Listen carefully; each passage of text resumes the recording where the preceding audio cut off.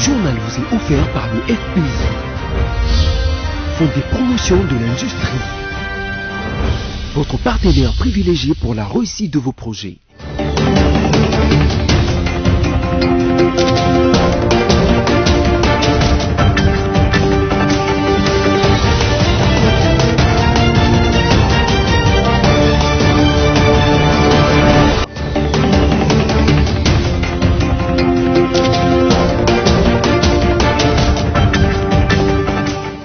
Merci de nous choisir pour vous informer, mesdames et messieurs, bienvenue et voici le titre d'actualité.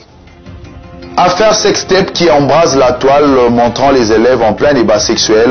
La ministre du Genre, Famille et Enfants sort de son silence et s'en remet à son homologue de la justice.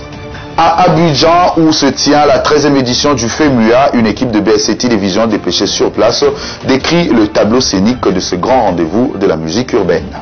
Les députés provinciaux Hubert Béraud condamnés à 1 an de servitude pénale principale pour rébellion suite à l'incident survenu lors de la distribution des kits informatiques du gouvernement central. Encore une fois de plus, bienvenue mesdames et messieurs si vous nous rejoignez ouvrant ce journal à la primature. La question relative à la baisse de prix des produits surgelés a été évoquée jeudi 9 septembre lors de la réunion du conjoncture économique présidée par le Premier ministre Sama Lukonde.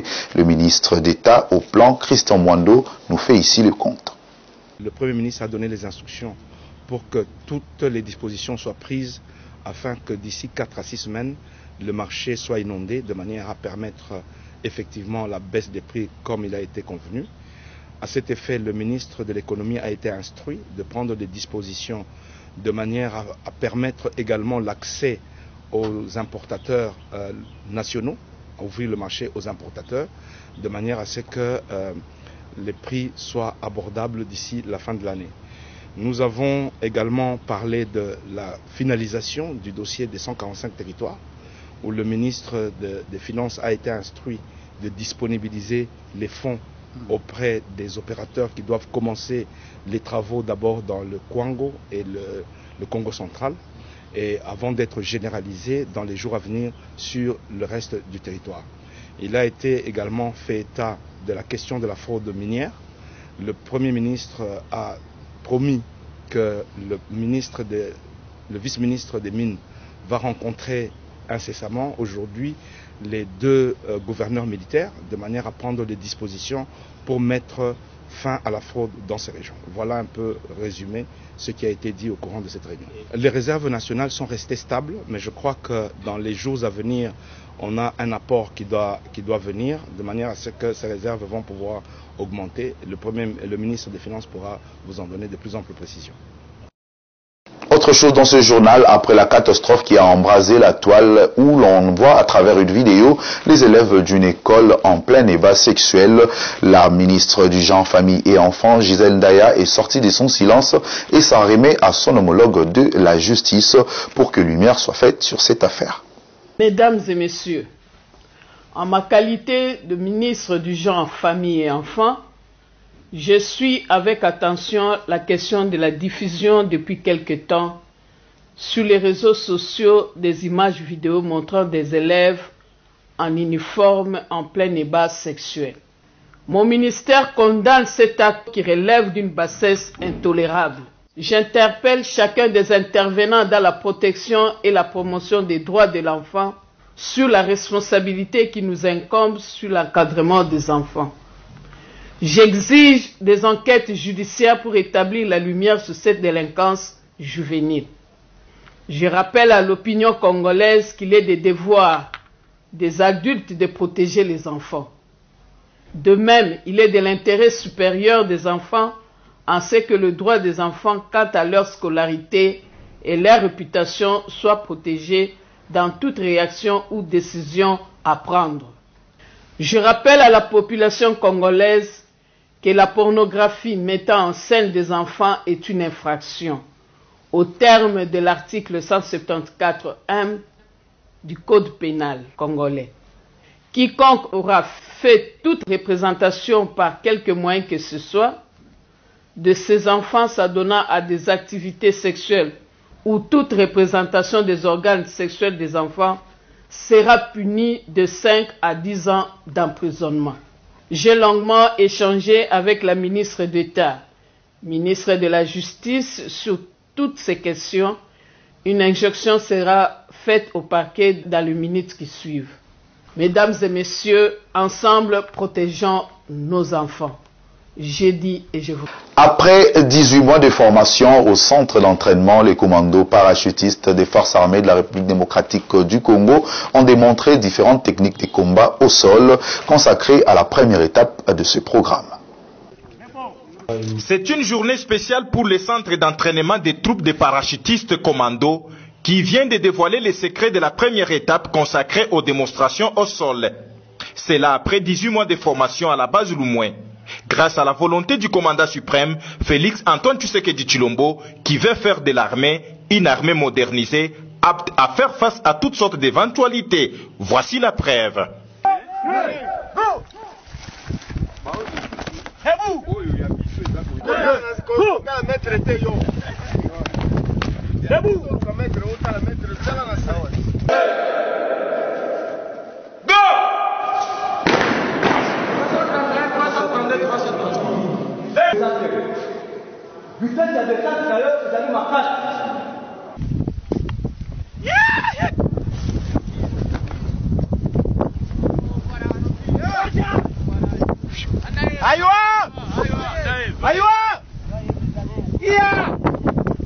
Les 224 cadres constituent les premiers bataillons de parachutistes commandos utilisés à ce jour toutes les matières reçues durant les 18 mois à travers les différentes démonstrations qui prouvent qu'ils sont capables de franchir les caps. La deuxième étape qui reste à franchir sera consacrée aux démonstrations au vol. Que ces 824 éléments sont formés par les instructeurs congolais avec à la tête le colonel Dem et Siko Monga Tony.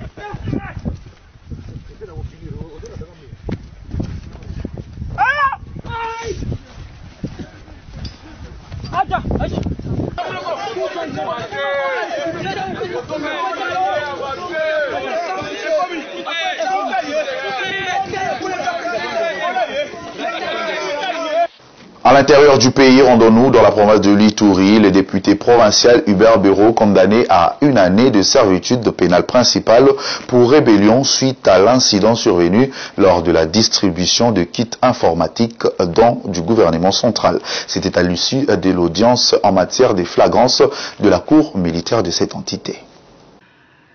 Le député provincial Hubert Béraud-Chan, condamné à 1 année de servitude pénale principale par la cour militaire, était poursuivi pour plusieurs faits infractionnels, comme l'explique l'auditeur militaire supérieur.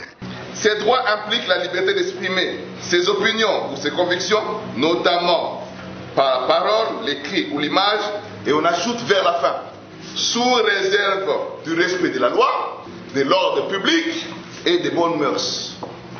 L'ordre public allait être troublé. C'est ça qu'il cherchait. Troubler l'ordre public. C'est pourquoi nous disons que propagation de faux bruits qu'il cherchait pour inciter la population à s'alarmer alors qu'il conclut lui-même tel que ça a été livré, tel que ça a été distribué. De ces 4 griefs retenus à charge de cet élu du peuple, l'infraction de la rébellion a pesé lourd dans la balance pour sa condamnation, a indiqué le premier président de la Cour dans le prononcé du jugement. Dit l'action répressive, mue par l'officier du ministère public, recevable et partiellement fondée. En conséquence, dit établir en fait comme en droit la prévention des rébellions mises à charge du prévenu Béraud Piracel et l'en condamne en conséquence de chef de cette prévention à 1 année de servitude pénale principale. Ordonne son arrestation immédiate. Notons que, selon l'accusation, l'élu de Bougna qui s'est improvisé dans une cérémonie présidée par le vice-gouverneur de l'Ituri soupçonnait la chef de division provinciale de l'enseignement Salomé Boroto d'avoir détourné quelques ordinateurs destinés à 11 écoles publiques de la province. Sans avoir qualité ni titre, le député provincial Hubert Berochan s'est mis à compter les ordinateurs dans l'objectif d'accéder dans l'entrepôt, perturbant ainsi le bon déroulement de la cérémonie. Le condamné dispose de 5 jours pour interjeter appel à la cour militaire. En santé, coronavirus dans ce journal, dans les dernières 24 heures, le secrétariat technique chargé de lutter contre ces fléaux rapporte que 31 nouveaux cas de contamination ont été signalés sur l'ensemble du pays. Sur les 31 nouveaux cas confirmés dans cette province, 11 sont au Nord Kivu, 6 dans les Hauts-Katanga, 6 également à Kinshasa, 4 au Maniema, 2 au Lualaba, 1 dans les Hauts-Wele et 1 en Ituri sur les 1805 échantillons testés. Les données sont non disponibles pour les nouvelles personnes sorties guéries de CTL du lot des personnes suivies à domicile. Pareil pour le nouveau décès parmi les cas confirmés.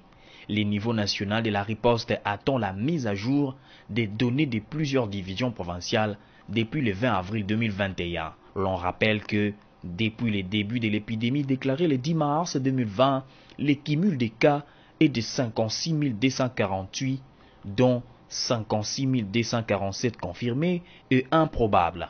Au total, il y a eu 10 068 décès, 47 142 personnes guéries.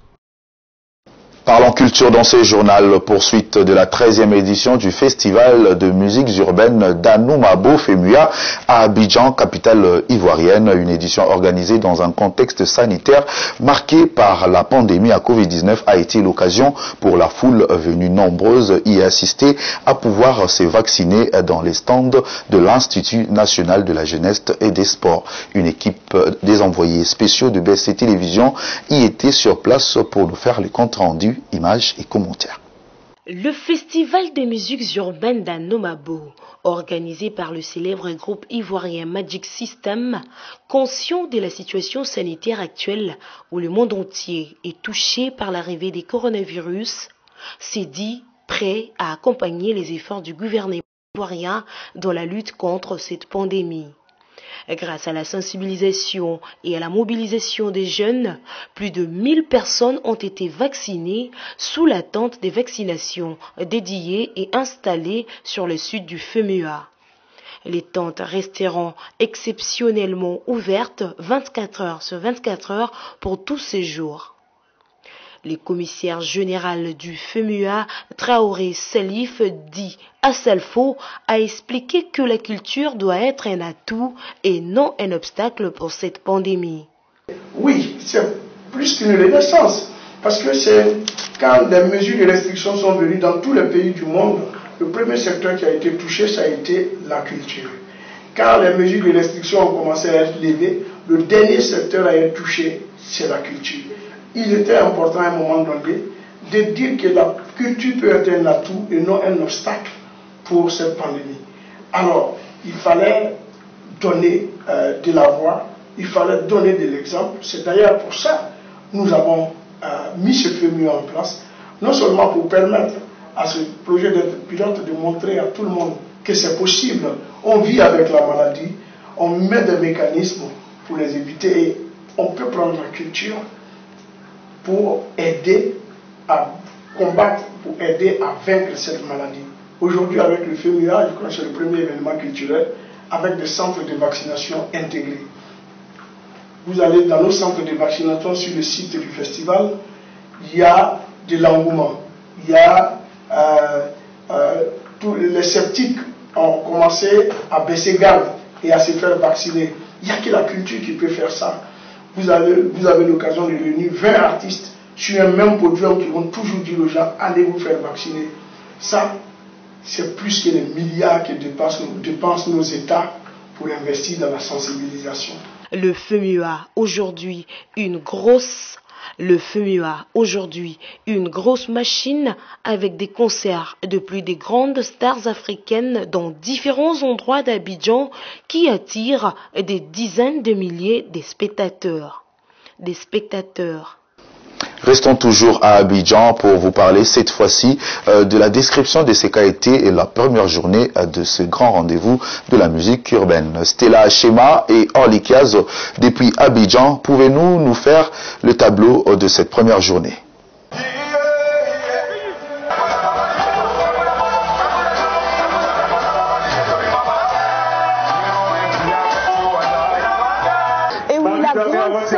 Festival de musique urbaine à Nomabo est ouverte où vous allez voir plusieurs artistes venus de partout vont devoir défiler sur cette scène. Question de faire plaisir à toutes les personnes qui se sont déplacées pour ce festival. Nous sommes à Abidjan, plus précisément à l'Institut national des jeunesse et des sports.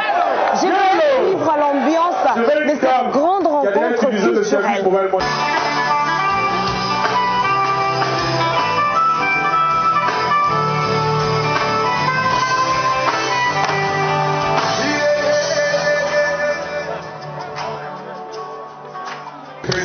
C'est une fierté, c'est un sentiment de fierté. On est vraiment content que cela se passe de la sorte. On avait un peu peur avec la pluie qui s'est abattue sur Abidjan donc, en début de soirée. Bon, comme on le dit, ça a été une pluie de bénédiction. Donc pour le moment tout se passe bien, public discipliné, les artistes font le show avec donc, le public. Pour moi tout se passe bien et en tout cas cette première soirée de concert est une réussite pour moi. En fait c'est une chose qui est merveilleuse, ça donne la joie. Il m'amuse très bien et puis c'est parfait. Avec elle, je m'en irai très loin.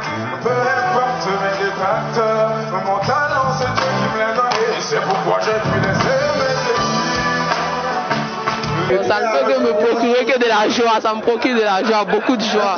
Ça fait plaisir de voir ce genre de festival ici à Abidjan et tout.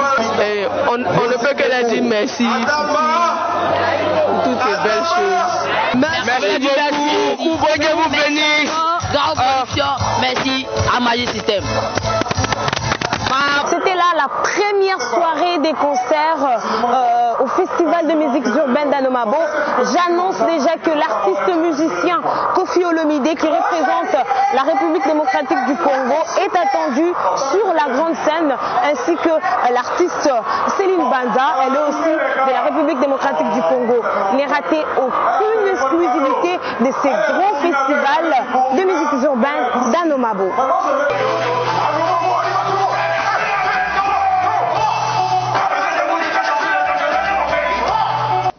C'était donc Stella Achema et Orly Kiaz depuis Abidjan en Côte d'Ivoire. Toujours en culture, c'est connu la date de la sortie officielle sur toutes les plateformes de téléchargement du clip Santé de l'artiste Fally Ipupa tiré de l'album Tokos 2. L'artiste a fait cette annonce sur son compte Instagram. Je lève mon verre à tous les nocos, à ta santé. C'est pour le vendredi 17 septembre 2021 que Fally Ipupa promet de sortir le clip officiel du titre Santé contenu dans l'album Tokos 2. Une chanson dans laquelle l'artiste retrace le chemin qu'il a parcouru avant d'atteindre le niveau qu'il a aujourd'hui. Blindé, j'ai tout traversé, je peux pas me stopper. Niveau qui lui a valu le surnom de Aigle pour dire qu'il vole plus haut que les autres. Avec cette vidéo tournée à Bandalungwa, la commune qu'il a vu grandir, Fally Ipupa veut montrer au monde où il a caressé ses premières inspirations tout en saluant ceux qui se battent chaque jour pour gagner leur vie. Jusqu'à Paris, maintenant ma musique passe du lundi au lundi. Et pour clôturer, tel qu'annoncé par la famille biologique, le corps sans vie de l'apôtre Emmanuel Mbiye est déjà rapatrié dans la capitale congolaise depuis jeudi 8 septembre dans la soirée, puis conduit à la morgue de l'hôpital du Cinquantenaire. Le funérailles et l'enterrement est prévu pour samedi 11 septembre 2021. Tel qu'annoncé par la famille biologique récemment, la dépouille mortelle de l'apôtre Emmanuel Mbiye Moulaya est arrivée à Kinshasa depuis jeudi dans la soirée. Le pasteur Moïse Mbiye a réalisé un direct sur Facebook au pied de l'avion alors que la dépouille de son père regagnait la terre de ses ancêtres. Ce vendredi 10 septembre 2021, la réserve de l'Éternel a publié via Instagram la photo dans le programme funéraire rendu public par la famille éplorée. On renseigne Une célébration a été prévue ce vendredi 10 septembre à l'Assemblée centrale de l'église Cité Bethel, puis samedi 11, les recueillements dans le même lieu et le jour suivant interviendra donc les départs pour le mausolée où il va reposer pour l'éternité. Ne nous quittez pas, mesdames et messieurs, la revue des presses, c'est tout de suite.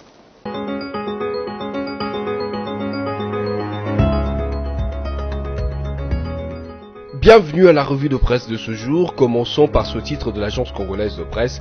Le président Félix-Antoine Tshisekedi Tshilombo regagne Kinshasa en provenance d'Ankara en Turquie. Le président de la République Félix-Antoine Tshisekedi Tshilombo a regagné Kinshasa jeudi en provenance d'Ankara en Turquie où il a eu un tête-à-tête avec son homologue turc Recep Tayyip Erdogan.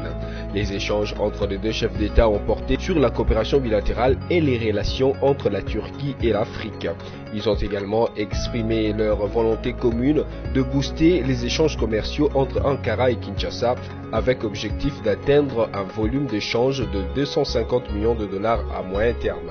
Poursuivons cette revue de presse avec la prospérité qui titre « Le ministre Christian Mwando a présidé la cérémonie du lancement à Kinshasa, annuaire statistique RDC 2020, mission accomplie pour l'INS ». La détermination du directeur général de l'Institut national de la statistique INS en sigle, Serge Bokouma, se révèle au grand jour comme un des atouts majeurs à capitaliser dans la recherche de voies des redressements du pays. En effet, la République démocratique du Congo, après 20 ans, dispose à nouveau d'un annuaire statistique intitulé de façon claire et détaillée Annuaire statistique RDC 2020. Le ministre d'État, ministre du Plan, Christian Mwando, a procédé au lancement officiel de ce document à l'hôtel Béatrice situé dans la commune de la Gombe jeudi 9 septembre 2021. La Banque africaine de développement BAD, qui a joué un rôle extrêmement important dans la réalisation de cet annuaire, a été représentée à la cérémonie.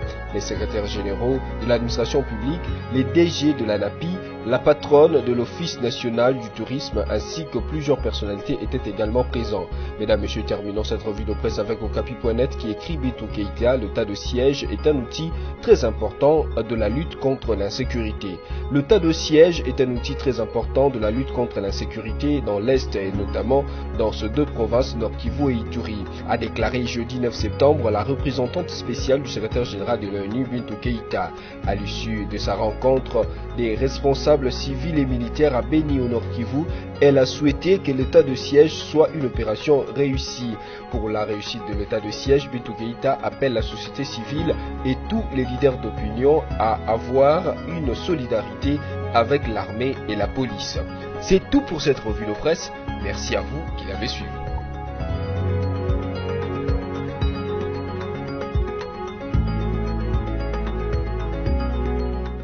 Si vous nous avez pris en cours de diffusion, je vous rappelle ici les principaux titres d'actualité. Affaire sextape qui embrase la toile montrant les élèves en plein débat sexuel. La ministre du Genre, Famille et Enfants sort de son silence et s'en remet à son homologue de la justice. À Abidjan, où se tient la 13e édition du FEMUA, une équipe de BSC Télévision dépêchée sur place décrit le tableau scénique de ce grand rendez-vous de la musique urbaine. Les députés provinciaux Hubert Béraud condamné à 1 an de servitude pénale principale pour rébellion suite à l'incident survenu lors de la distribution des kits informatiques du gouvernement central. Merci à vous, mesdames et messieurs, pour votre fidélité soutenue. Restez en bonne compagnie de nos programmes.